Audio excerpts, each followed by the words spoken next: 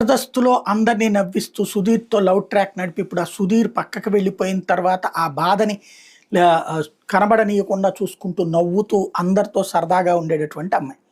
అదే సమయంలో జీవకారుణ్యంలో specialist corona టైంలో గూడా కుక్కలకి ఆహారాన్ని పెట్టి 10 మందికి పక్షులకి, కుక్కలకి మనం తప్ప ఇంకెవరున్నారని మాట్లాడేటువంటి మానవత్వం ఉన్నటువంటి అమ్మాయి.